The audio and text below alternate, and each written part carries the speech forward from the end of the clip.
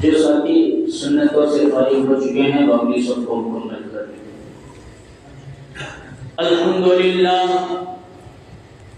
الحمدللہ نحمده ونستعینه ونستغفره ونؤمن به ونتوکل علیہ ونعوذ باللہ من شرور انفسنا ومن سیئات اعمالنا من يهد الله فلا مضل له ومن يضلله فلا هادي له ونشهد أن لا إله إلا الله وحده لا شريك له ونشهد أن سيدنا ومولانا محمدا عبده ورسوله صلى الله عليه وعلى آله وأصحابه وبارك وسلم تسليما كثيرا كثيرا أما بعد فأعوذ بالله من الشيطان الرجيم بسم الله الرحمن الرحيم إنما يعمر مساجد الله من آمن بالله واليوم الآخر وأقام الصلاة وآتى الزكاة ولم يخش إلا الله وقال النبي صلى الله عليه وسلم أحب البلاد إلى الله مساجدها وأبغض البلاد إلى الله أسواقها أو كما قال عليه الصلاة والسلام صدق الله العظيم وصدق رسوله النبي الكريم رب اشرح لي صدري ويسر لي أمري واحلل عقدة من لساني يفقهوا قولي۔ ایک مرتبہ نبی اکرم صلی اللہ علیہ وسلم پر درود شریف پڑھ لیجیے۔ اللهم صل على محمد وعلى آل محمد كما صليت على إبراهيم وعلى آل إبراهيم إنك حميد مجيد اللهم بارك على محمد وعلى آل محمد كما باركت على إبراهيم وعلى آل إبراهيم إنك حميد مجيد۔ محترم بزرگوں اور عزیز دوستوں، اللہ تبارک و تعالیٰ کا احسان، اللہ کا فضل اور اللہ کا کرم ہے کہ اللہ تعالیٰ نے ہم تمام کو نماز جمعہ کے لیے اپنے گھر مسجد جلد سے جلد آنے کی توفیق نصیب فرمائی۔ جو باتیں کہی جائے اللہ تعالیٰ ہم تمام کو ان تمام باتوں پر ہمیشہ عمل کرنے کی توفیق نصیب فرمائے۔ بزرگوں، دوستوں اور عزیزوں، مساجد یہ اللہ تعالیٰ کی گھر ہیں اور ان کو آباد کرنا اور اگر ضرورت ہو کسی جگہ کسی مقام پر تو ان کو تعمیر کرانا، ان مساجد کی محبت کرنا، ان کا ادب کرنا، ان سے پیار اور محبت رکھنا، ان کی پاکی اور صفائی کا خیال رکھنا، یہ سب کے سب چیزیں مساجد کے تعلق سے جتنی باتیں ہیں وہ اصل میں اللہ تعلق سے محبت کی بنیاد پر ہے۔ مساجد گویا اللہ کے گھر ہے، اس لیے مساجد کے تعلق سے، مسجد کے تعلق سے جو کچھ باتیں، جتنا ادب، تعمیر ہو، اسے آباد کرنا، جتنی چیزیں ہیں ان تمام کا ہونا ہمارے لیے بہت ضروری ہے، کیونکہ جو گھر اللہ کا ہوتا ہے اس گھر کی نسبت اللہ سے لگی تو جتنا مقام و مرتبہ اللہ کا بلند، اسی طرح اللہ سے جڑنے کی وجہ سے، اللہ سے نسبت ہونے کی وجہ سے اس مقام کا، اس جگہ کا، اس چیز کا مقام اور مرتبہ بھی اتنا ہی بلند ہوتا چلا جاتا ہے۔ اللہ کا گھر یہ بہت بڑی چیز، اور یہ اللہ کا گھر ہونا یہ انسانوں کی ضرورتوں میں سے گویا ایک اہم ضرورت ہے۔ اسی کو بتانے کے لیے اللہ تعالیٰ نے دنیا بنانے کے فوراً بعد پوری دنیا میں کچھ بھی موجود نہیں تھا، لیکن سب سے پہلے اللہ تعالیٰ نے اپنا گھر بنوایا۔ کیا بنوایا؟ پہلے زمین جو بچھائی گئی تھی، ابھی زمین کے بچھائے جانے سے پہلے ہر طرف پانی ہی پانی، پانی ہی پانی تھا، قرآن مجید کی تفسیر اور دیگر علماء اکرام اپنی تشریحات میں بیان فرماتے ہیں تو اللہ تعالیٰ کو زمین بنانا تھا تو سب سے پہلے کام یہ کیا، جس جگہ اللہ کا گھر بیت اللہ ہے مکہ مکرمہ کے اندر، تو وہاں سے پانی کے بلبلے اٹھنے لگے، اور پانی کے بلبلوں کے ذریعے اللہ تعالیٰ نے اسی جگہ کو مرکز بنا کر زمین کو پورے کائنات میں بچھا دیا، اور جو جگہ سے بلبلے پانی کے اٹھ رہے تھے وہاں زمین کا مرکز بنایا، اور وہاں سے پوری دنیا میں زمین کو پھیرا۔ تو اب اللہ تعالیٰ نے یہ زمین کو بچھایا اسی لیے کہ جس جگہ میں نے زمین کو پھیلانا شروع کیا اس جگہ مجھے اپنا گھر بنانا۔ ابھی حضرت آدم پیدا نہیں، آدم کے ذریعے حوا نہیں، آدم اور حوا علیہ السلام کے ذریعے آدمی اور عورت نہیں، تو دنیا ابھی بنائے جانے سے پہلے، مخلوق کو آباد کرنے سے پہلے اللہ تعالیٰ نے فرشتوں کو حکم دیا بیت اللہ، جس کا پہلے کا نام تھا بیت المعمور، یعنی یہاں میرا کیا بنا؟ گھر۔ آئی بات سمجھ میں؟ تو اللہ کا گھر مسجد یا اللہ کا گھر بیت اللہ یہ انسانوں کی اہم ضرورتوں میں سے ایک بہت بڑی ضرورت ہے۔ مسجد نہیں تو ایمان والوں کا دل اس محلے اور بستی میں ہرگز لگ نہیں سکتا اور لگنا بھی نہیں چاہیے۔ ہم نے اپنے تو گھر بنائے لیکن اللہ کا گھر نہیں بنایا، تو ایمان والوں کی علامت انما یامر مساجد اللہ من آمن باللہ، اللہ کے گھروں کی تعمیر کرنا، ایک ترجمہ۔ دوسرا ترجمہ، اللہ کے گھروں کو آباد کرنا یہ انہی لوگوں کا کام ہے جو اللہ پر اور یوم آخرت پر ایمان۔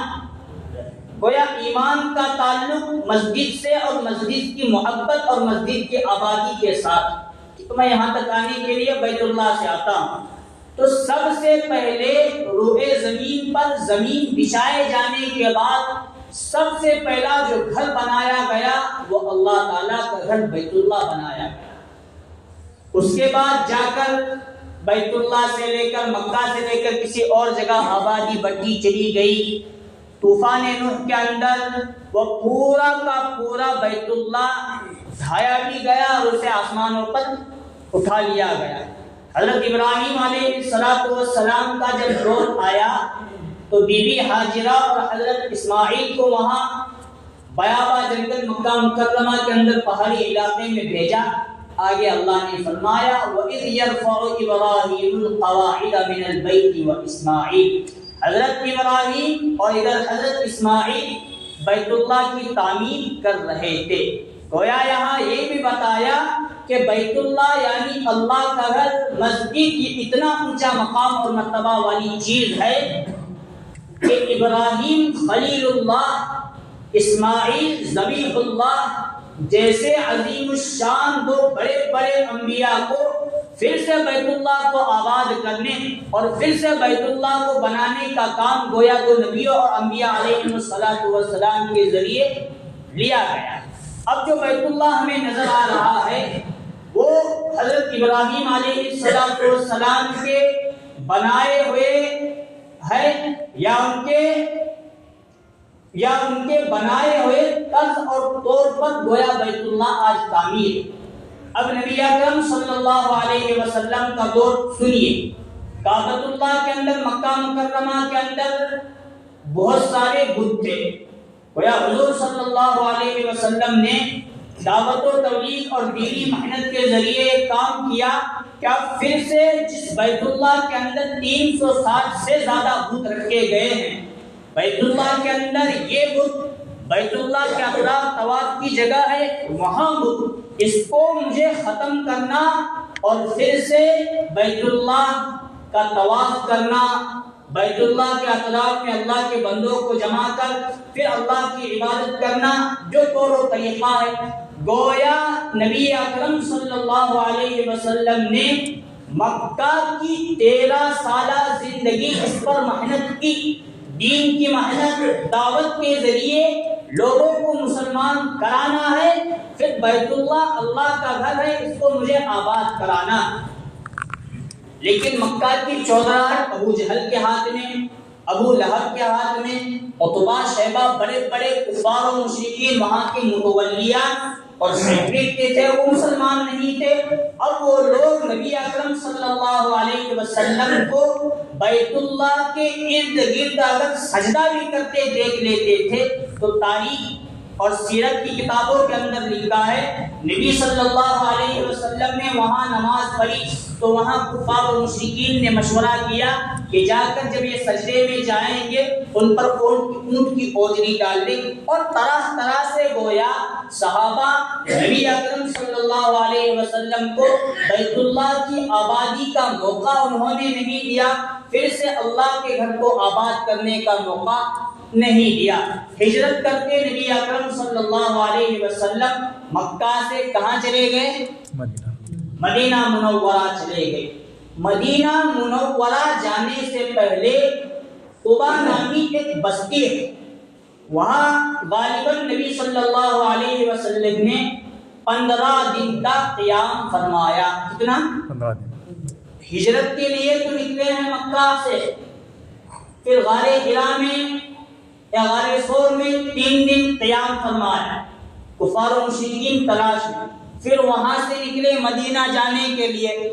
مدینہ اور قبا بہت قریب بستی ہے آج کے اعتبار سے، بسوں کے ذریعے گاڑیوں کے ذریعے جائیں تو شاید 1-1.5 گھنٹے کا رستہ، اتنا قریب کا فاصلہ ہے۔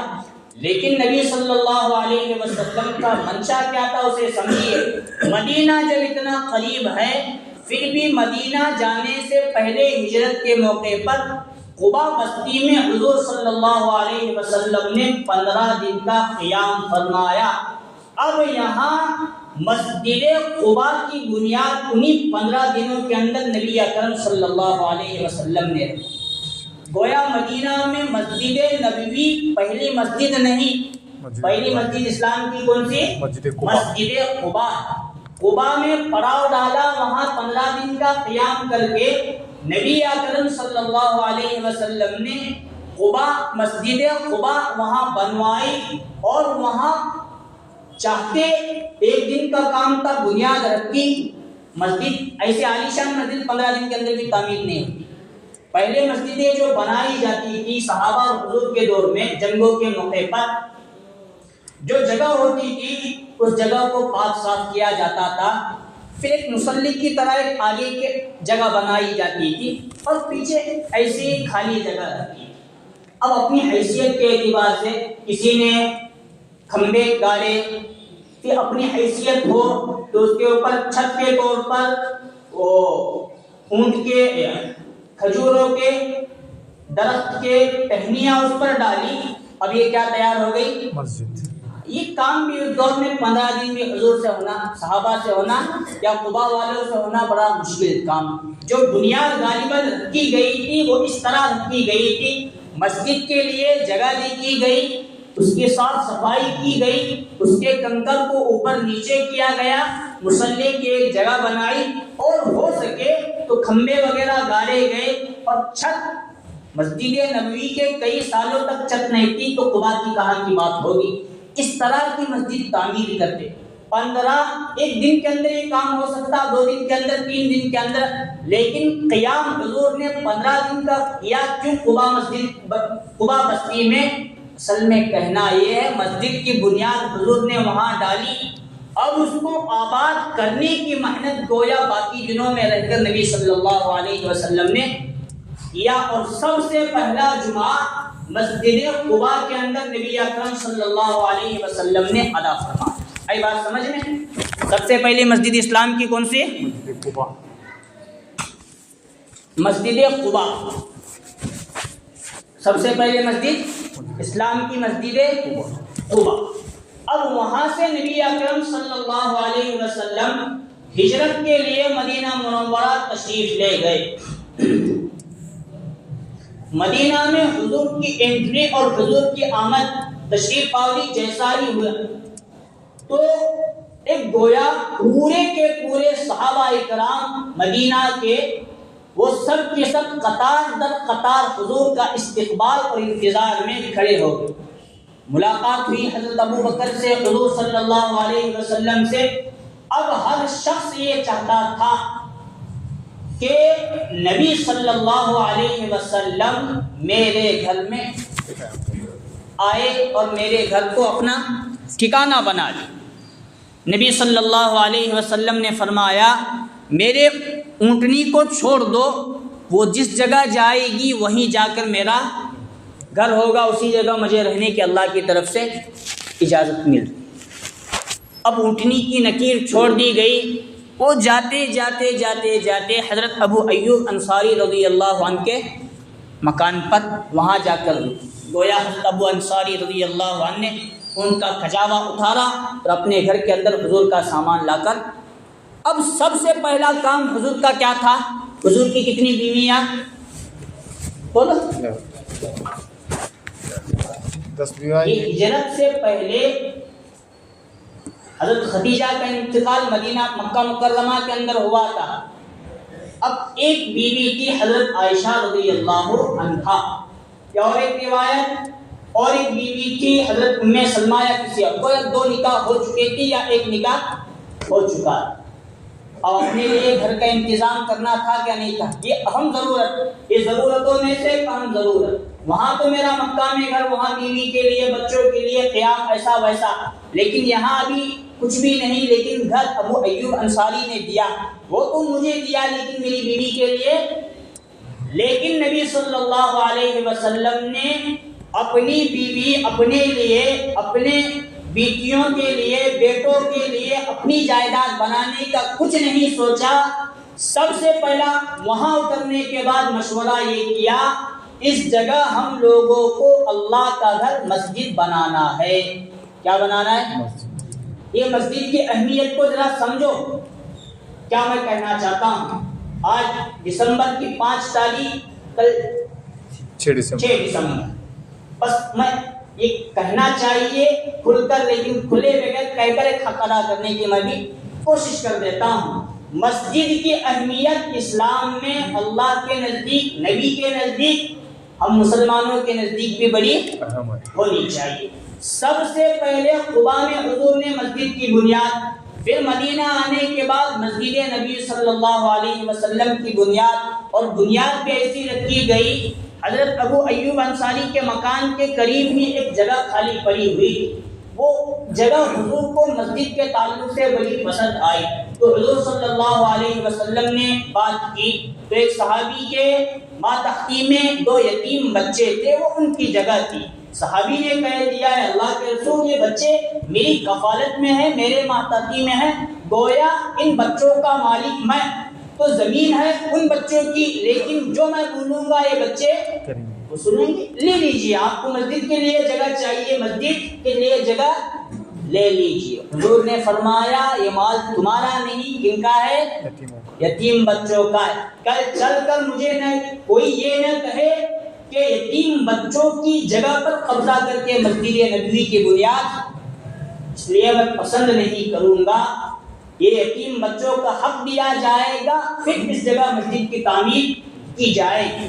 سب صحابہ اکرام کے ساتھ مشورہ ہو رہا تھا، حضور نے فرمایا اس مسجد کی جگہ کو اللہ کے لیے کون خرید کر دینا چاہتا ہے؟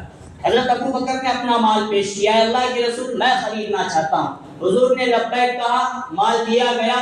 پھر گویا یہ حضرت ابو بکر صدیق رضی اللہ عنہ کی ملکیت بنی، اور وہ حضور صلی اللہ علیہ وسلم کے حوالے حضرت ابو بکر صدیق رضی اللہ عنہ نے کی۔ اب آگے سنیے، اس مسجد کی تعمیر میں اینٹ بنانے کا کام، گارا مٹی بنانے کا کام نبی اکرم صلی اللہ علیہ وسلم بھی کیا کرتے تھے، حضرت ابو بکر صدیق بھی کیا کرتے تھے، انصاری صحابہ بھی کیا کرتے تھے، مہاجرین صحابہ اکرام رضوان اللہ تعالی علیہم اجمعین بھی کیا کرتے تھے۔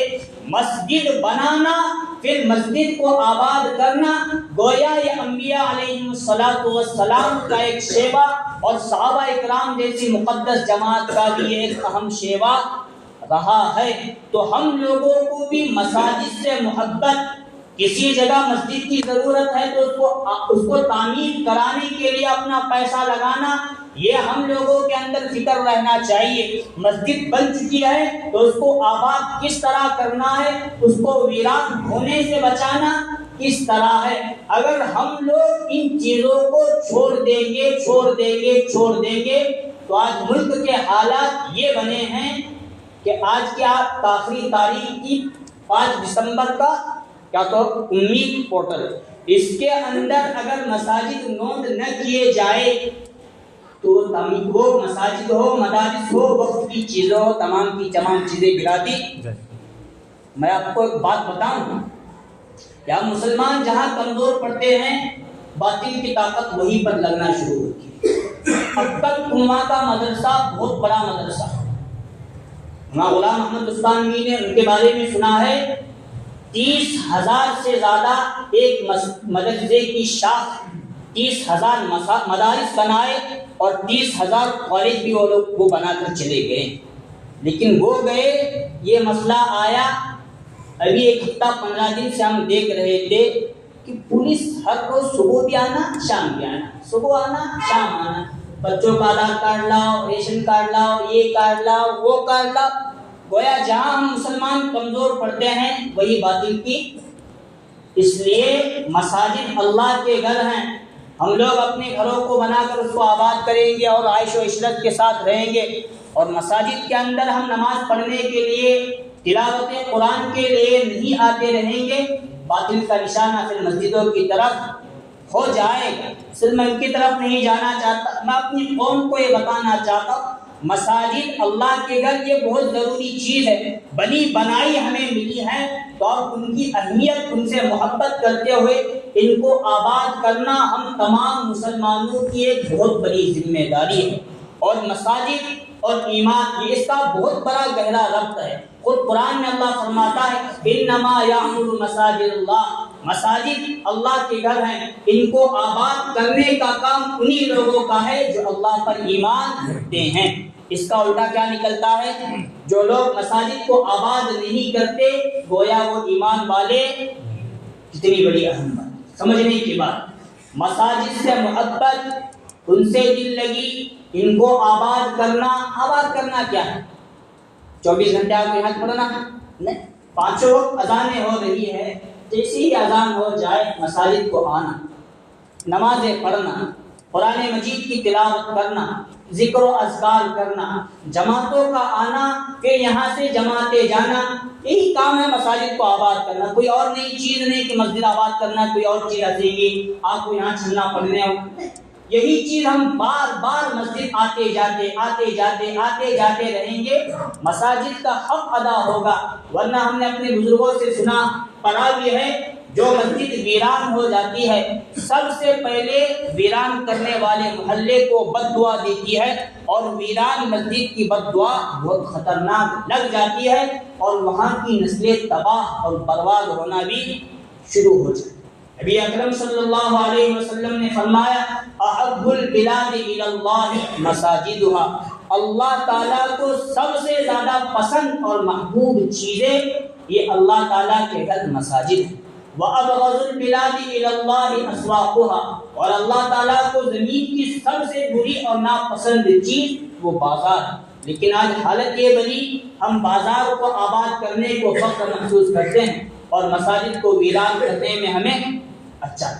نبی اکرم صلی اللہ علیہ وسلم نے اور ایک حدیث کے اندر فرمایا جو بندہ صبح یا شام مسجد اللہ کے گھر آتا جاتا رہتا ہے جنت میں اللہ تعالیٰ اس کی مہمانی فرمائے۔ یہ تو صبح شام ایک بولنے کے لیے ہے، ورنہ 5 وقت ہم آئیں گے، 5 وقت اللہ تعالیٰ ہماری مہمانی جنت کے اندر۔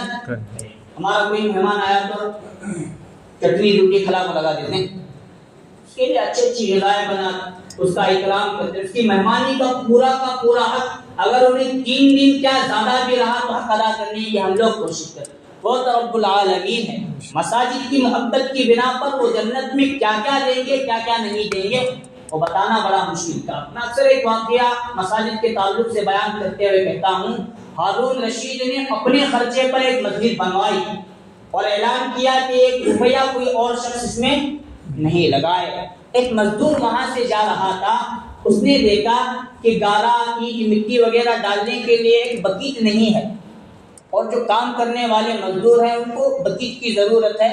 ایک مزدور شخص نے اپنی مزدوری کے پیسوں سے بازار سے بکیٹ خریدی اور وہ رکھ کر وہ چلا۔ اسے معلوم نہیں وہ کہاں سے آیا، کیا ہوا، لیکن جب مسجد کی بنیاد ہوئی، مسجد آباد ہوئی، تو ہارون رشید کیا دیکھتے ہیں کہ جنت میں ایک بہت بہترین محل ہے، اور اس پر لکھا گیا ہے یہ مسجد کے بنانے کے عوض میں ہارون رشید کو دیا گیا ہے۔ اور قریب ہی میں ویسا ہی محل ایک مزدور کے لیے پوچھا گیا فرشتوں سے، کیا ماجرا، تو جو مسجد تم نے بنائی ہے وہی محبت لے کر کسی اور شخص نے بھی مسجد کا تعارف تھوڑا کیا ہے۔ تو جا کر جب ہارون رشید کا خواب مکمل جا کر معلوم ہوا کہ میں نے تو کچھ نہیں کیا، بس تھوڑے پیسوں سے ایک بکیٹ وہاں رکھ دیا پانی ڈالنے کے لیے، تھوڑا رکھا لیکن اخلاص زیادہ تھا، تو اللہ تعالیٰ نے اسے اور زیادہ ویسا ہی محل نصیب فرمایا۔ یہ تو تعمیر، ہم اسے آباد کریں گے تو ہمیں اللہ تعالیٰ کتنا اجر و ثواب نصیب فرمائیں گے۔ مساجد سے محبت، مدارس سے محبت، خانقاہوں سے محبت، قرآن سے محبت، اللہ اور اللہ کے رسول سے محبت کرنا بہت ضروری، اور مساجد کو ہمیشہ آباد کرتے رہنا یہ بہت بڑی چیز ہے۔ ہم بیت اللہ جانے کی دعائیں تو بہت کرتے ہیں، جاؤں گا، عمرہ کروں گا، حج کروں گا، لیکن اس گھر اسے بھی مسجد، یہ بھی اللہ کا گھر ہے، اپنے محلے کی مسجد، اپنے گاؤں کی مسجد، اسے آباد کرنے کی فکر ہم لوگوں کے اندر اور زیادہ ہونا چاہیے۔ اللہ تعالیٰ سے دعا ہے اللہ تعالیٰ ہم تمام کو مساجد سے سچی محبت کی فتح عطا فرمائے، اور اسی طرح اللہ تعالیٰ ہم تمام کو مساجدوں کو آباد کرنے کی توفیق نصیب فرمائے۔ آمین وآخر دعوانا الحمدللہ رب العالمین۔